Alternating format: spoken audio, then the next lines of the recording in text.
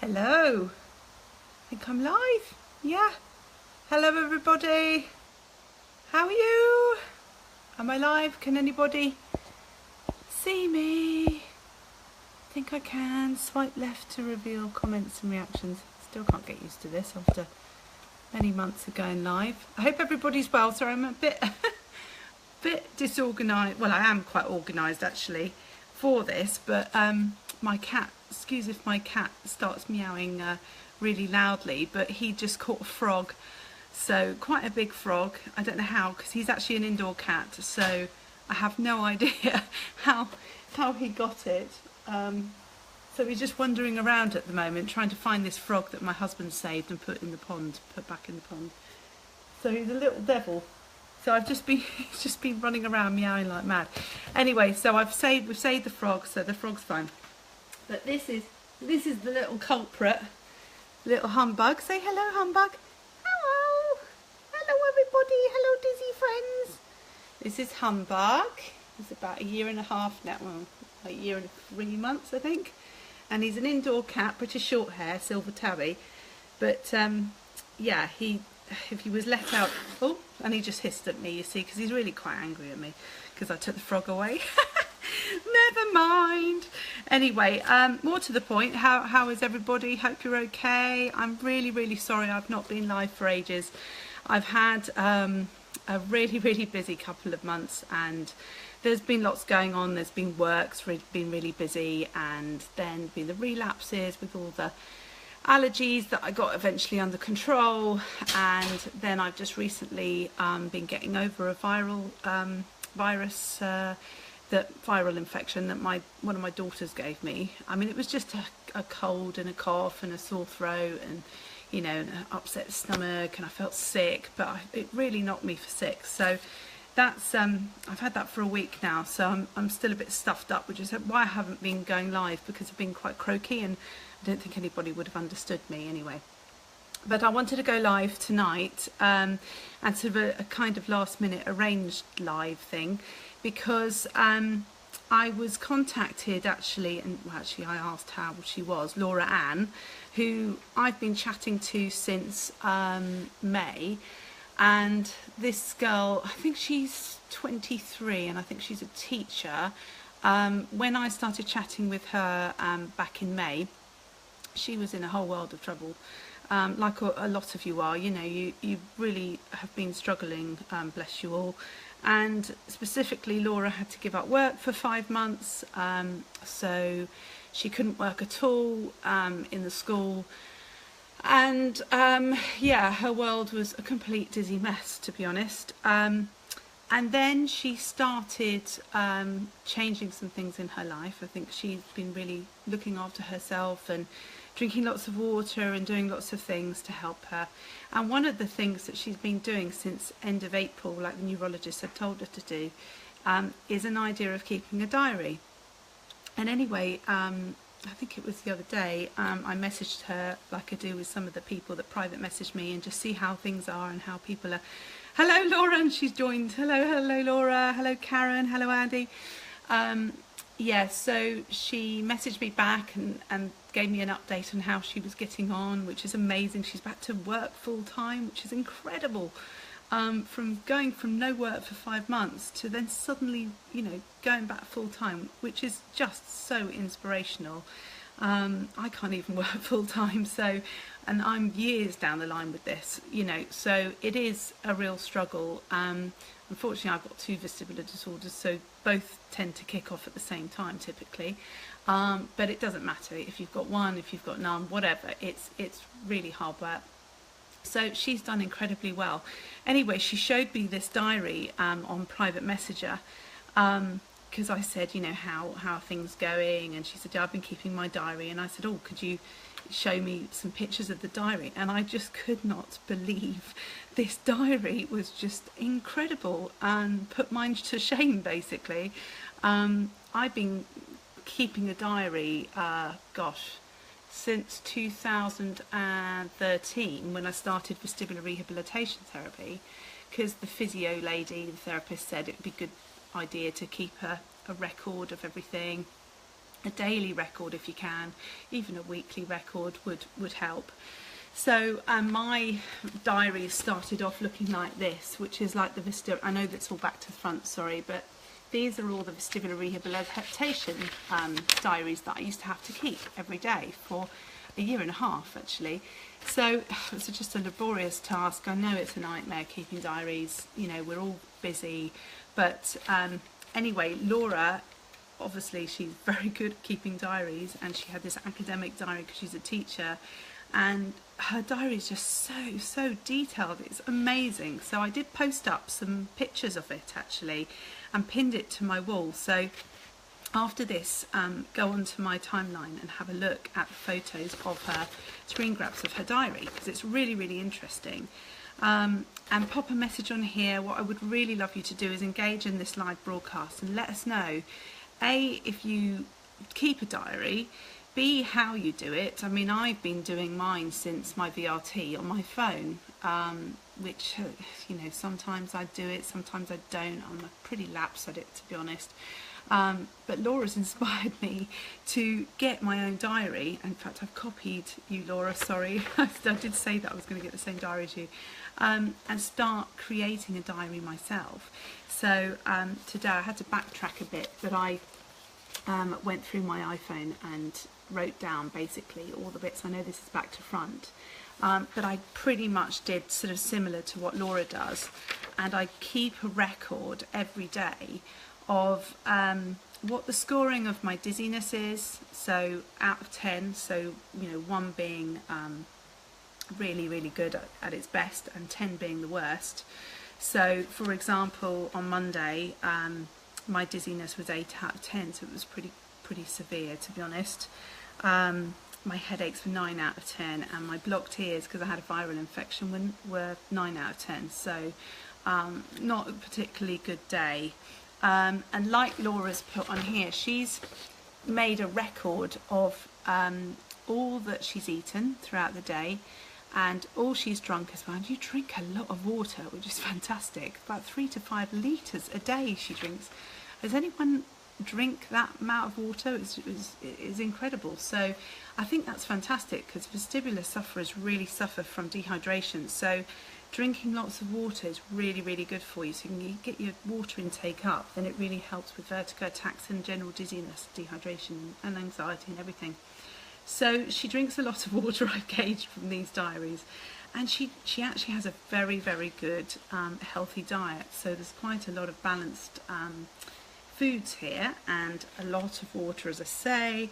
And she rates her dizziness out of 10, and also pressure. And I think when she talks about pressure, she's talking about like the head pressure, you know, blocked ears, sort of the... Mine always feels like a sinusy sort of blocked, all sort of round here and here pressure, and round here, basically my whole head, basically.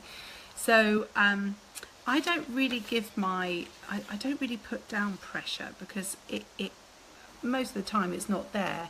It's only been here recently because I've had a head cold and a viral infection. So I've been putting down things like she's put is about my sleep and how, you know, how many hours you sleep, and if you had a good sleep as well. I mean, this is quite detailed, but you know, like I was saying to Debbie just now, one of my followers and some other people, they find it such a massive task to have to do diaries, because obviously you guys work or have busy lives or have family and everything, and the last thing you want to do on top of your dizziness or vertigo or vestibular symptoms is have to write this massive list of stuff at the end of the day. But what I just said to Debbie, and what I will start doing as well, and what I actually do already, is I have my own abbreviations for things. So D for dizziness, H for headaches, V for vertigo, B for breakfast, L for lunch, and T for tea. So you can, and then all you need to do is put D for dizziness, and then 8 out of 10 on the score. So you can actually keep it really short and sweet. So you don't have to, you know, be so detailed. But I mean, if you have time and like being a teacher like Laura, obviously she's had the training to be extremely accurate and in-depth. So she really goes to town. I mean, it's fantastic. And I, from talking to her, and on my timeline, I've posted up some answers and questions and answers. I kind of interviewed her on private messenger about why she thinks she's improved from since May. And she thinks it's because, she's been keeping a diary and she's been getting to know her triggers.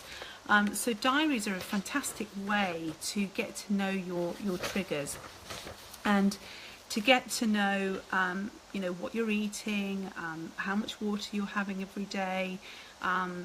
Maybe things might sort of affect you the day after as well. So say, for example, if I have a Chinese takeaway, the next day I have a terrible hangover headache, and I'm much dizzier, much more vertigo-y, because it's got MSG in it, Chinese, so it's not good for me.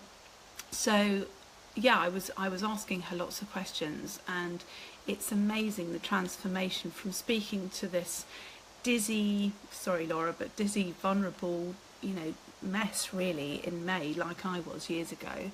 It just reminded me of me years ago, really. And from now speaking to you, you're so positive, so inspirational, so driven, and so determined to beat this and get better. And that's, I think, has been not just the diary and not all the measures that you've put in, like you have more peppermint tea and you have more water and you look after yourself and you pace yourself and you do more mindfulness and things like that. But I think it's your attitude that's really helped you. So I think we can learn a lot from this. I think it's just amazing. So I just wanted to share this and find out really from you guys, what kind of diaries you keep. As I say, do you keep them on your phone? Do you have paper diaries like this? I mean, I've nicked Laura's idea actually, and gone for a therapy drawing one, which is quite nifty. So on this side it's got you can write all your things, got the dates and everything, and then on this side you can, and I started drawing earlier there, so, and I got my two children this as well, so we can all do it together. So so I started drawing there. I did soon realise that actually I should really be drawing with not felt tips, because it actually went through the other side.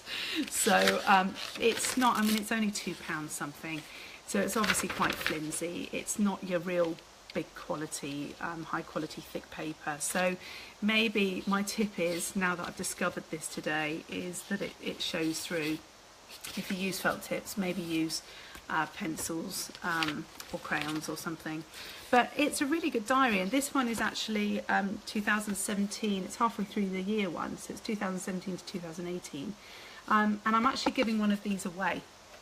So keep posting. I can see lots of comments coming on, so I'm going to have to go back through them in a minute after I've stopped guessing. But I'm going to give one of these away. I know it's only cheap, but I just think it's just a really, really good diary. And if there's anybody out there that hasn't started one yet, or has started one and just wants to tweak it and just sort of reinvent it, like I've been doing it on my iPhone, and it's not been particularly great. And I find it a bit of a pain to have to go on and type on my big fat fingers on my keyboard. I can't stand my big fat fingers, so to write it is actually a lot easier. So I'm going to give one of these away. I'm going to choose a winner at random tonight after I go through all the comments. So to enter, comment and share this post basically. So I'll give one of these away and send it to you. So I'm just going to go through some of these comments actually, because there's been a lot of people coming on. So I'm just going to scroll through. Oh my goodness. Hi Karen Cross. Hope you're better after yesterday. Well, yes, yesterday was, now I know why I'm really, really dizzy today and very headachy and vertigo today, because I had a bit of a stressful day yesterday. We went up to London with the children. I won't go into too much detail, but we went to this play park thing and it was a bit of a disaster. There was lots of queuing. It was about 4 hours of constant queuing.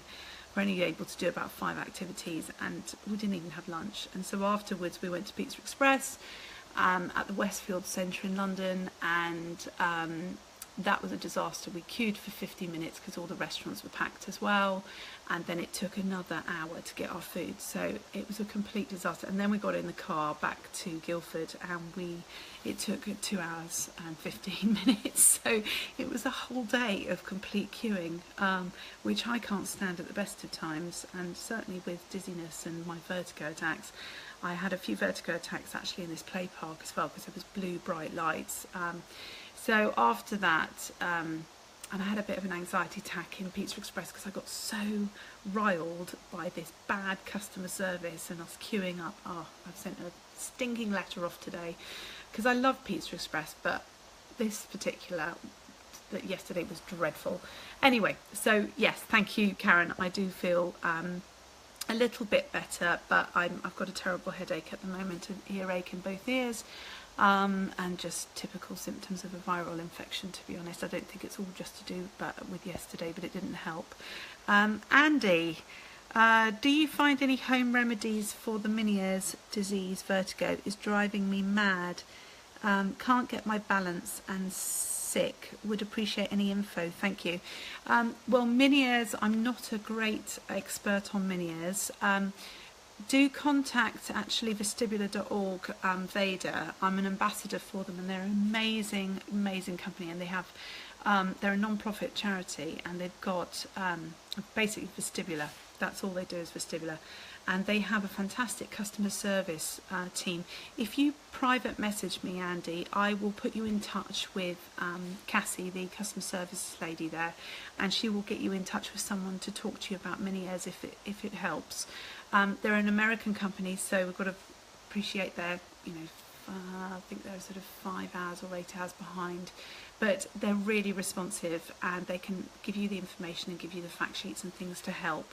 In regards to home remedies, I haven't got Meniere's, but I have, vertigo. Pilates helps me. So I used to do 10 minutes of Pilates every night, and it really helped just keep the vertigo at bay. But I have certain triggers like lighting and things like that. So, you need to find what works for you, basically. And also vestibular rehabilitation therapy. I don't know if you've heard of that, but that might help you as well. Laura, it's all about you, this post mostly. Laura here, are excited to see this live, especially with it being my diaries. Some pretty embarrassing. Hello, humbug. Oh, that's my cat, yeah. Hope you're okay. Sorry you have been busy, had lots going on, and had relapses, allergies, viral infections. Yes, it's all been a bit of a nightmare, really. I've just picked this up because I'm feeling a bit dizzy. I'm feeling a bit hot, actually, so I'm going to open the door a bit. Oh, gosh. And Andy, being told not to drink coffee, and it's my favourite.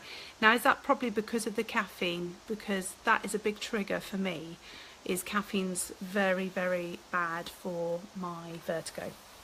So I don't know can you let me know who has told you not to have coffee?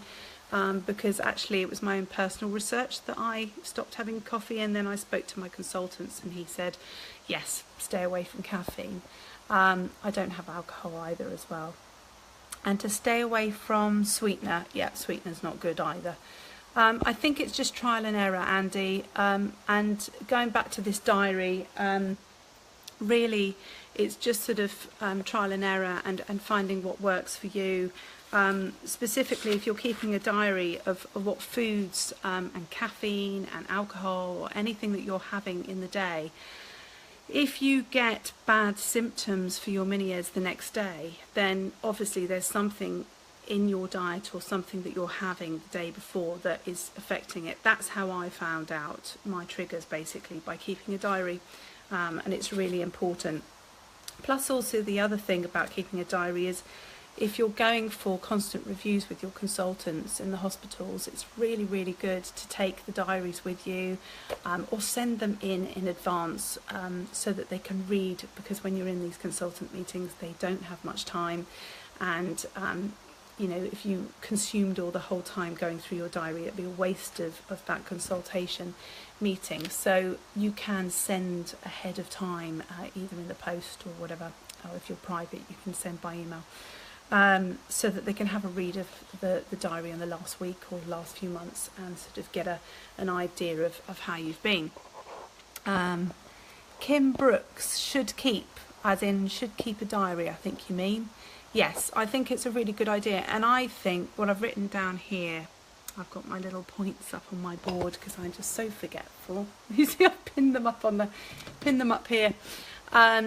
What I think also is even when you're feeling good and your symptoms are being managed and you're not too dizzy and you're not too vertigo, not too headachy, or whatever your symptoms are, if you're having good days, good weeks, still keep the diary, because from my experience, I get relapses most of the time, you know, every other month or whatever at the moment. And if I haven't kept the diary, I don't know what's caused those relapses. So even though I might be feeling okay I'm saying okay, I'm dizzy every day, but if I'm feeling okay, my okay, which is a normal person's not okay, but you know what I mean. If you're feeling okay, and your dizziness is under control for a few weeks, and then suddenly you have a relapse, what you can do is then go back through the diary and through the days and through the weeks and find out what happened. And I think if you have a stressful job or high anxiety level like me, so I'm getting hot because I get anxious quite a lot, and I've got a lot of hair and it's getting really hot.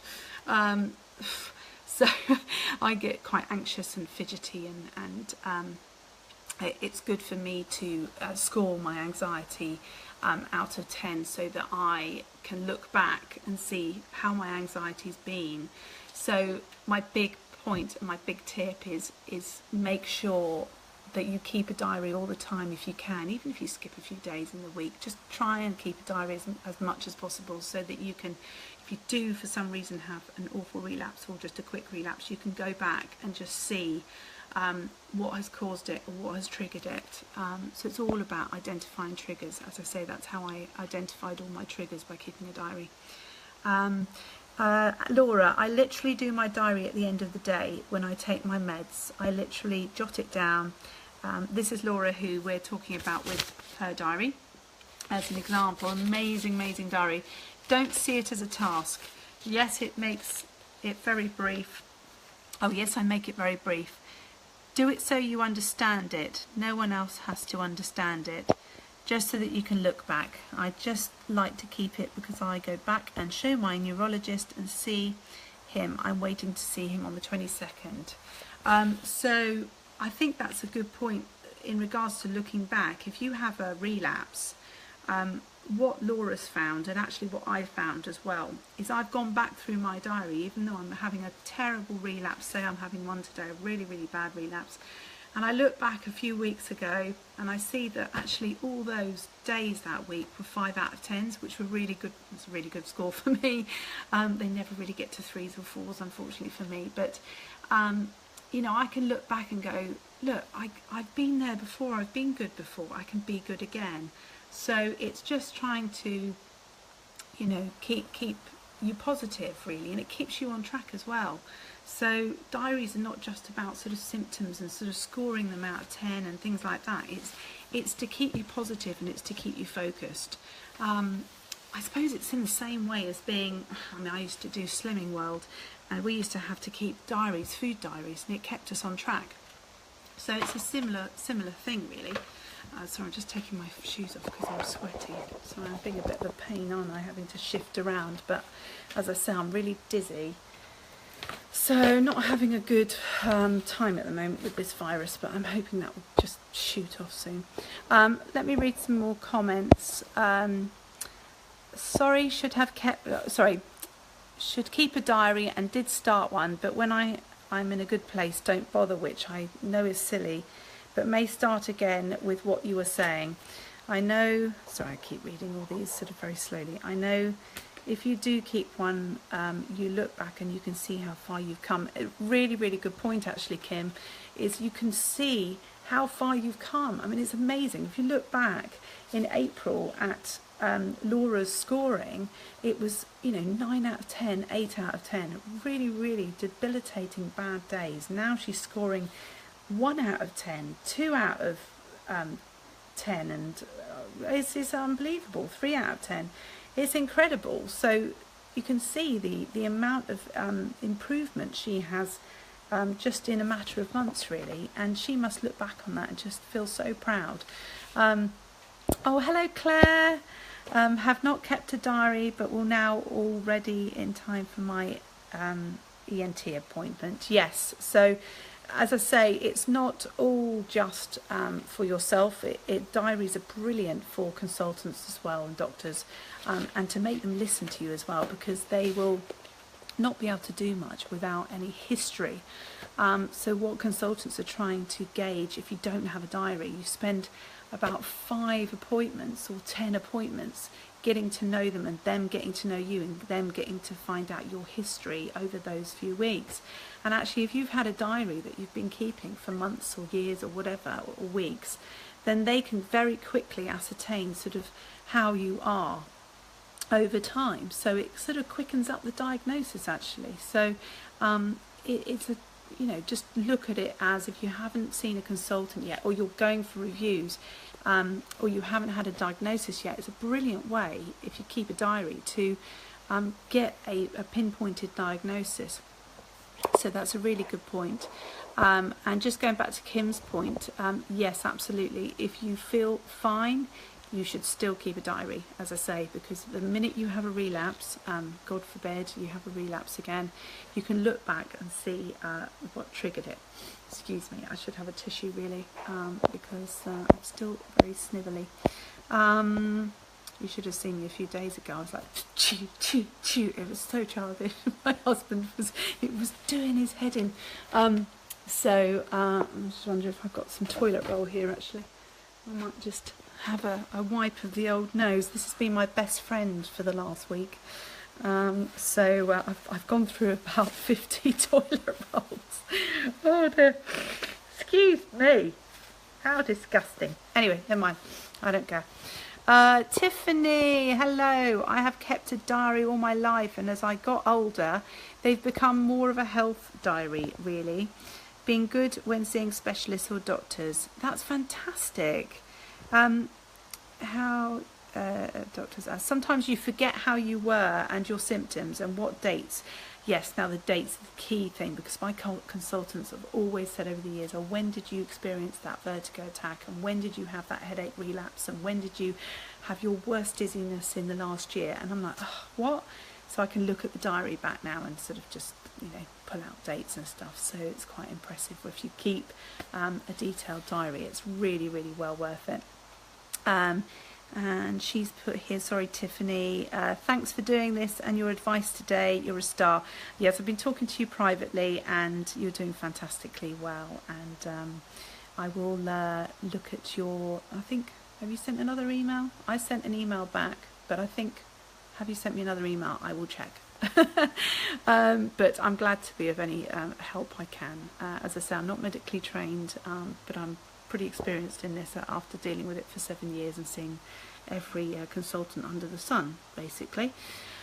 Andy, thank you, much appreciated. Yes, Andy, please, you're seeing your GP, give the diary a go. Yes, definitely start a diary, Andy, because I think it really would help you just try and identify the triggers of your Meniere's symptoms. But I've given Veda, vestibular.org, lots of Meniere's patients. I've basically referred them on to them, and they've really, really helped them. So even though they're in America and all the clinics are in America, they can still be of great help, because they're very good at all vestibular disorders, but specifically Meniere's as well, actually. Just from my experience of working with them. So do private message me your email address and I'll get you in touch with them. Sophie, hi Sophie. Oh, I'm so sorry. She said, I'm very bad today. When I'm just moving my eyes, I have jolt of dizziness. Oh dear, not good. Just I'm going to shut this door, sorry, so my cat doesn't get out. My indoor cat that eats frogs because he's indoor. I don't know how he got a frog in here, but anyway. I'm really sorry, Sophie, that you're having a bad day. Do you know what triggered it, and do you keep a diary? Let us know, because that would be interesting to find out what you think has caused this bad dizziness. And certainly when you're talking about moving your eyes, I find my vision side of things is just, I don't know if it's getting any worse or anything, but it just seems to be really bad recently, probably the viral infection I've had. But it's so linked, my vision and eye movements, to my vertigo and my dizziness, because because of the light sensitivity problems I have. And certainly yesterday was a few nasty vertigo attacks. Not that my husband knew actually, but he will now know if he looks at this video, that I did have a little mini vertigo attacks in that play centre yesterday because of the blue lights. He wasn't with me at the time, but it's not much fun. Hi Adnan. Good evening to you, hope you're well. There's another update actually that I wanted to give you. As you guys know, that I went to see my consultant for an emergency appointment back in July, and it was all about the allergies and sort of my latest relapse basically, and the environmental factors that had nicely slotted into my life. And because I have a really severe allergy to grass pollen and tree pollen and dust allergy, in the end what really sorted it out was I upped my apple cider vinegar twice a day, and it just made such a difference. And I just swear on apple cider vinegar. I think it's fantastic stuff. I have an elixir in the morning with it, and I have it at night time as well, but I've dropped it back down to once a day now, just in the mornings. But it's amazing stuff, that stuff. So that sorted me out. But what he did say, and I knew that he was going to say it, because my anxiety was really high because of that relapse, really sparked off a nasty nasty bout of anxiety actually again. I have general anxiety disorder, but the big relapse I had in July and still sort of coming out of, and now I've got a viral infection, my anxiety goes up again, has sparked off more anxiety, which I can't stand the anxiety. It's just the worst thing of the lot really. And he did say at the end of the consultation, and he sent a letter, if you feel that you need to go back on propranolol, then do so. Just give it a few more weeks. And that's what I did. I gave it a few more weeks. I've been going back to CBT, cognitive behavioural therapy, to see my therapist, which has really, really helped. And it's helped just get me back on the right path. However, because I'm and then I got viral infection. So I have actually made the decision to go back on propranolol, just on a lower dose this time. I was on 20 milligrams every day, but I've actually gone back on just 10 milligrams every other day. So it's sort of spread across, it's 5 milligrams. It's a very, very low dose, but I found it's sort of just taken the edge off the anxiety a little bit, and I'll just see how that goes. And it just might kickstart a good phase for me so that I can get back on into good life again, living a better life again really, like I was last year, and then I can just phase off the medication like I did again, as I haven't been on medication since for a year basically. So there are my tablets, propranolol. They're 10 milligram pills, and I don't split them in half or anything. I just take, I've got one I'm taking tonight, and then I'll skip the one tomorrow night, and then I'll take another one the night after. So it sort of balances out 5 milligrams a day, but it's 10 every other day. So that's just to update you on that. So I've got a few more messages here. I feel the same, Sophie. I don't keep a diary. I would say just give it a try really. I mean, I'm not saying you have to keep a diary. I'm just saying I have found it so useful since 2013 to keep a rough diary. I mean, mine isn't anything like Laura's that I showed you earlier, which I've now lost what I've done with. So mine isn't like as detailed as her one, and I've pinned this up on my wall for you all to see what she writes in hers. By no means mine is not like that. I'm pretty lazy with mine. I have been doing it on my iPhone. But I just find it's so, even if it's just 3 days a week that I filled in, it's really, really handy. So I'm not stressing, I'm not telling everybody to do one. I'm just saying how useful it's been for Laura, how useful it's been for me, and how useful I know it's been for a lot of people. And there's a lot of people that, I think if you can get into abbreviations and not make it such a complex task, not make it too long-winded, each diarised bit in your diary, just have abbreviations, as I said earlier, D for dizziness, H for headache, and then just put like literally D, and then 8 out of 10, H, 5 out of 10, that'd be a good day for me, V for vertigo, 8 out of 10, or how many vertigo bouts of attacks you had that day, or if you're vertigo-y, which I sometimes am in the day. I can have what I call constant dizziness that fluctuates into intensity all day, and then I have vertigo-y head. It's really weird, I don't know if anybody understands that, but I have a vertigo-y head, so it's very sort of mushed up and sort of I can sort of be sinking throughout the day like I'm on the moon, basically. So hi Shell, I have GAD2, general anxiety disorder. I'm sorry to hear that. It's hard to live with, hard mental illness to live with. Do you see anybody for it? Have you been going to any talking therapies, or what do you do to manage the GAD? Because I found that CBT's really helped me, and some mindfulness and some other techniques as well. So it'd be interesting to hear from you. You can always private message me as well on Facebook, and let me know, what you found useful to manage it, or put a post up on here. Hi Kim, what are the benefits of apple cider vinegar, and how much do you drink each day? Benefits: it cleans the gut. So sorry, that sounds really disgusting, but go on to draxe.com. Lovely Dr. Josh Axe, who I've got a bit of a soft spot for, and draxe.com, and he will, if you type in apple cider vinegar, and actually I have actually shared a load of benefits. There's lots of benefits. It clears your skin out, it cleans your gut out, it's really good for leaky gut syndrome, it's great for IBS, it's really good for sugar cravings. It got rid of my sugar craving back in October when I went sugar free. It's a great probiotic, it's prebiotic, it's antibiotic, it's everything rolled into one. It really is. I'm a massive advocate, and so is Danette May, DanetteMay.com. We go onto her website as well.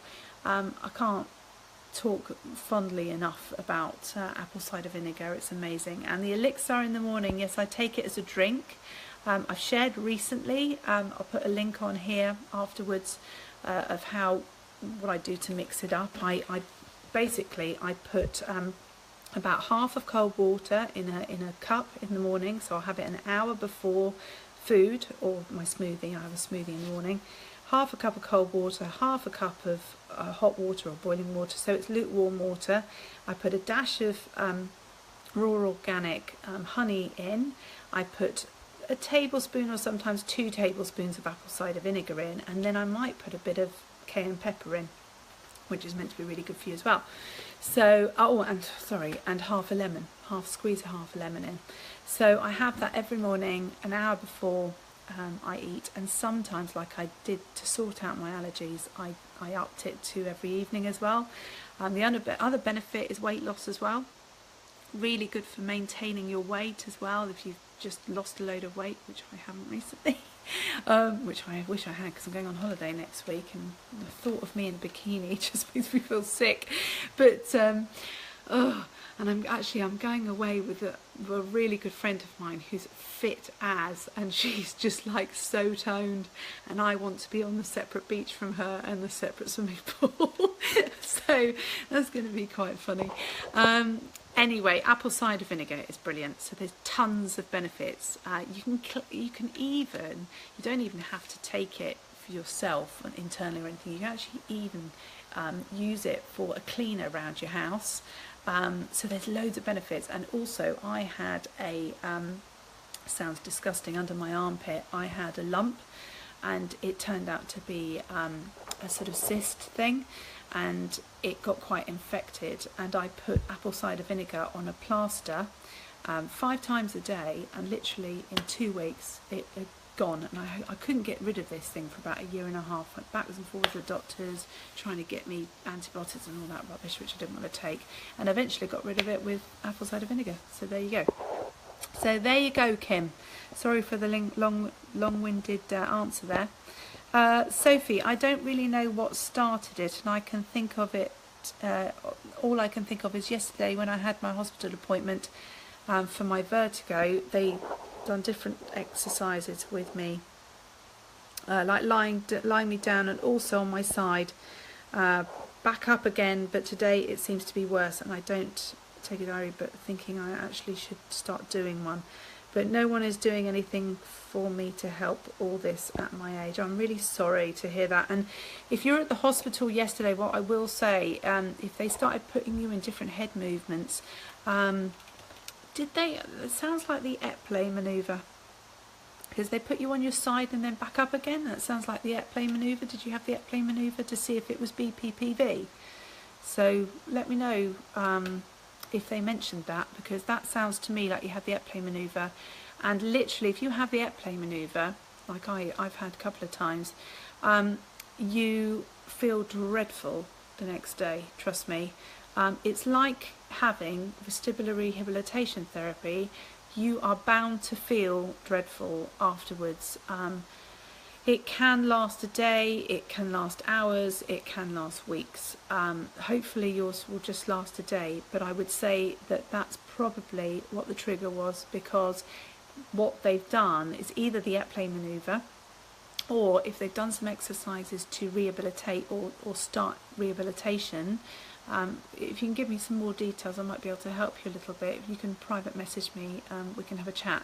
But what VRT does is it stimulates, it basically brings on your vertigo, brings on your dizziness, brings on your symptoms, because VRT is meant to, as it says, rehabilitation. It's meant to teach your brain to compensate, to bring up to level again, to keep you balanced.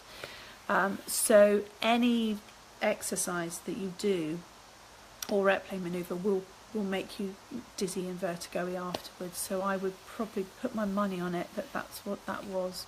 I'm sorry you feel that no one's helping you, but please private message me. I'd love to have a chat with you, Sophie, okay? So Tiffany, hi Tiffany, no messaged you on Messenger, but no need to reply. Was just messaging you back. Okay, so I answered all your questions, didn't I? Which were fantastic. So maybe we can keep chatting about that and sort of seeing how you're going.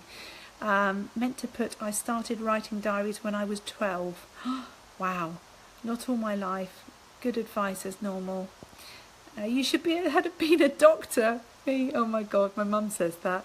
My husband and my mum and my dad keep saying that I should have been a doctor, and do you know what? I would have loved to have been, but I don't really have the brain for it. I'm not very academic at all.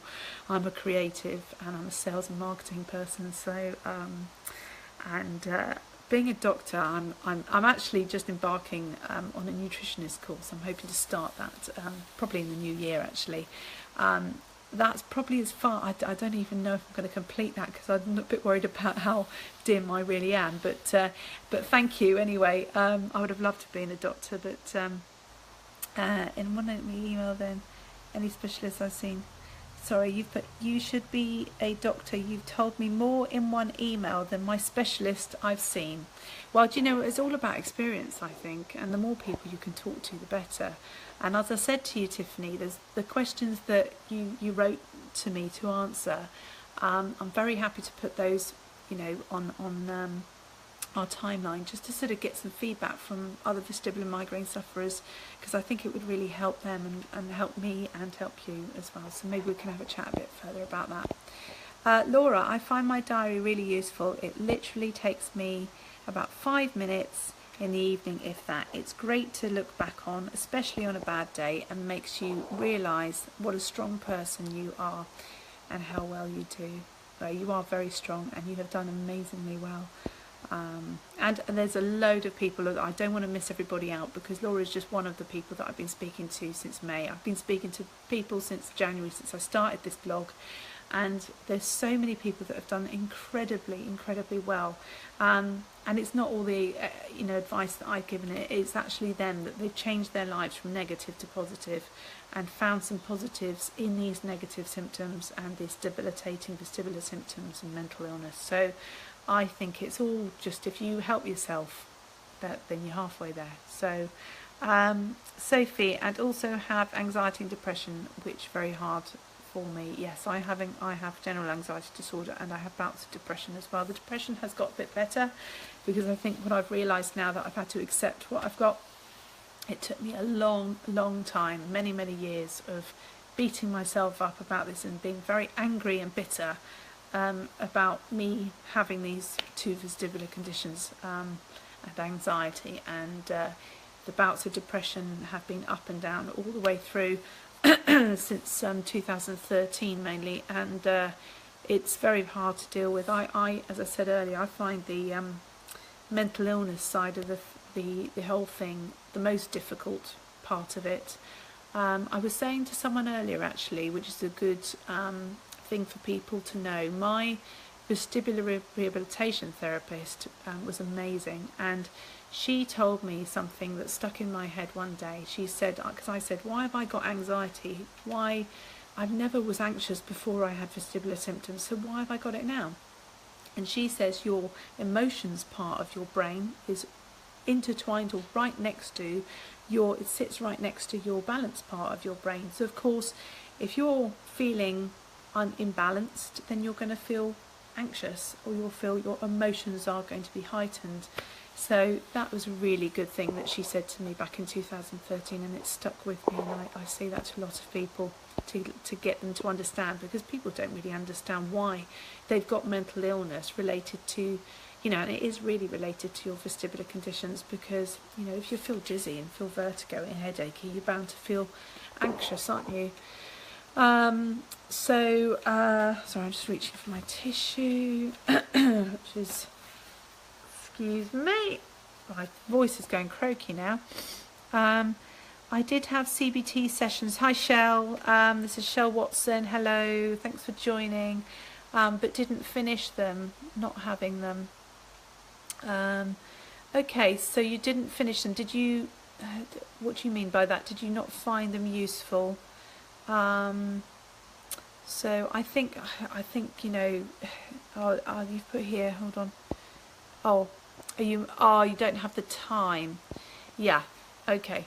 So that's difficult, because I run a couple of really busy gift companies, and I run a family of 4 people with children and what have you, and I've run the blog as well, and I'm a busy person, but I have to say I try and make time for me, and you have to, and I think if you really have to try and make time for you to go to CBT sessions and VRT sessions and do mindfulness and things like that, and I know it's incredibly difficult, and I used to cancel the odd one, but I think I've pretty much stuck to every appointment that I've made, but it is really hard, and if you haven't got time for them for whatever reason, I completely understand, but I find CBT sessions really helpful. But Shell, do you do any mindfulness? If you can just let me know about the mindfulness side, whether you do any sort of home help to yourself, home remedies, or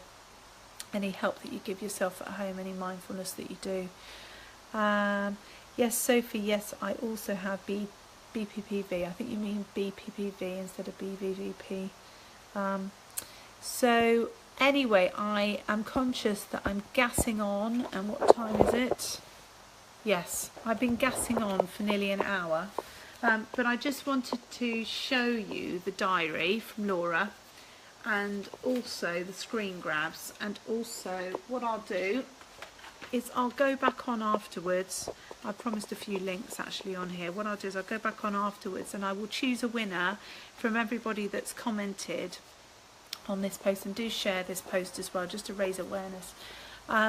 And basically I will send someone, I'll choose a winner, and I'll send them this diary, which I think is fantastic. It's a therapy drawing diary that Laura's recommended. You know, it's only a cheap one, but I think it's a really good idea, because you can colour in as you write your daily diary.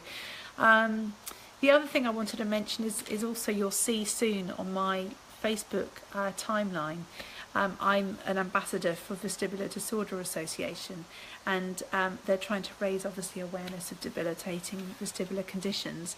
And at the moment we're doing something called hashtag, I think it's hashtag Dizzy Challenge or Dizziness Challenge. I have to dig out the right hashtag, but basically it's getting your family or friends involved in the awareness. So for example, one of the ambassadors has just put up a post of his grandson or son doing, you know, if you get a broomstick and you run around it and you get really dizzy, he's got his son, I think, to do it, who hasn't got vestibular disorders or any dizziness, and it obviously makes a normal person extremely dizzy, and then they sort of walk around the room, and that's how we are as vestibular sufferers every single day. And that just makes people that haven't got symptoms understand a little bit more, a little bit, but understand a little bit what we have to go through. So my husband has agreed to do something to make him really dizzy.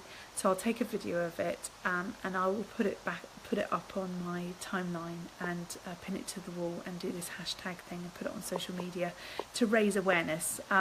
So if you want to get involved in this, it would be really fantastic, and I will post up the hashtag obviously with my video of my husband getting really dizzy. I've asked him if he's possibly, if once he's really dizzy, if he can go and unload the dishwasher or do something really normal that like normal people can do, because I find unloading dishwashers and doing normal tasks really difficult. Sorry, I've got my toilet roll stuck on my foot from blowing my nose. So anyway, you'll see that coming up. Sorry, I've just got some more messages before I go. Kim, hi Kim, thanks for your help. Sorry, I'm losing my voice now. This is the problem when you have a virus and then you talk. I haven't really been talking this week because my colleague's been away at work, so I haven't needed to talk to anybody. Sorry I've not been in touch. This is from Sharon. There's been a lot going on. I've been following your posts and have helped me to understand this condition better and have hope. Oh, that's good. I need to message you for advice if that's okay. Of course. Please message me. I love all the messages. It just encourages, you know, you and me, and, you know, keeps us all focused. And yes, please private message me and ask for my advice. As I say, I'm not medically trained, but I have experienced a lot over the 7 years, and I've seen every gist or whatever consultant name on earth. So I've seen a lot of people, and I've you know, chatted to a lot of people, and I'm an ambassador for Vestibular Disorder Association, so I can always pull them into the conversation as well, or refer you to them if it's something that I can't answer. So please, yes Sharon, please message me, and anybody else out there. I think there was a chap earlier, just scrolling back just to see your name, Andy Otter. If you can private message me, I'll try and help you on the mini side. And anybody else that wants to message me. And also, if you have any success stories recently, especially with the diary thing, you know, Laura's just one example of many, that, you know, she's kept this diary and she finds it really positive and keeps her focused, and has identified her triggers and has really helped her get back to work full time. She's working full time now after 3 months. It's incredible, after being off for 5 months, which is absolutely amazing. So there's any success stories out there, just to encourage people, just to give people inspiration, it would be fantastic if you can put that on my timeline, and just give everybody a bit of a boost. So my headache's gone, actually. This is fantastic. My earache's got a bit better. Maybe I should go live a bit more often. So, but my voice is going. So I still have got this viral infection, but anyway, it ruined my last my weekend last weekend. I was meant to go out with the girls, and I was absolutely gutted because it was organised for ages and I wasn't able to go because I felt awful. And I was determined to go, but my mum actually said no. She knows when I'm not feeling very well at all. You know, for normal people that have colds, just get over it, you know, whatever. Like my husband, if he has man flu, I'm like, whatever. But, you know, for us vestibular sufferers, if we get just a little cold, I mean, this wasn't a little cold, it was feeling sick, sore throat, cough, cold, everything, achy bones, headaches non-stop, and it just really affects us vestibular sufferers. So, you know, it's not just a sort of just get on with it, it's bedbound basically. So that's what happened to me on Saturday and at the weekend, and it spoilt my weekend. But you know, we have to get on with life. So thank you ever so much for coming on. Anybody that's come on, please share this video so that we can share the diary tips. Anybody that keeps a diary, I would love to see any screenshots you've got of your diary, even if it's off your phone, or just a little snippet of it, just to see what other people do. I've copied Laura's because I think it's amazing. Feel free. I'm sure she wouldn't, you know, be upset if you copied the sort of template that she sort of does with the scoring systems, and obviously everyone's symptoms are different. But I think it's amazing. So I just have to show you something actually. I did a post the other day about this, and I bought a new, what's it called, diffuser. I'm just going to now. Can you see that? It's absolutely, I did have an older one. I had like a smaller white AMIR, it was called, AMIR diffuser, but this one, I think it was about £30 from Amazon, and it's absolutely fantastic, and it really chucks out some essential oils in there. I'll tell you what I've got in there. I've got mandarin essential oil mixed with frankincense, mixed with lavender, and I did share the other day a post from this essential oil doctor, this woman who did this concoction, and I put it in here, and it really helps with my anxiety, and it helps just calm me, and the lavender and the frankincense. So lavender is really good for calming, frankincense for anxiety, and I'm not sure what the mandarin is, but anyway, it's sort of a nice citrusy smell. And and then I've got here, which is a really good tip, is feverfew. I've been taking that since 2012. And then magnesium chile I take, which is really good for the anxiety and for my headaches as well. And it helps me sleep much better because I used to have restless leg syndrome. Hello, I'm back again. It just helps me sleep a lot better, this magnesium. So I do sleep really, really well since I've taken that, and it stops all the numbness of my arms and legs. I used to wake up in the middle of the night with really bad numb limbs. So, and the feverfew, sorry, just to explain that, is really, really good for headaches, and anyone who suffers from migraines. It's a brilliant natural remedy. So I am going to go, unless there's any more comments. I don't think there is. No. So I'm going to go, and thank you ever so much. It's really late now, so I'm going to probably do a bit of mindfulness, relax here with my diffuser, and just have some peace. I will go live in a couple of days probably, and see how you all are and give you an update on anything. Probably announce the winner actually of the little diary, but speak soon, and thank you very much for attending. Okay, take care, bye.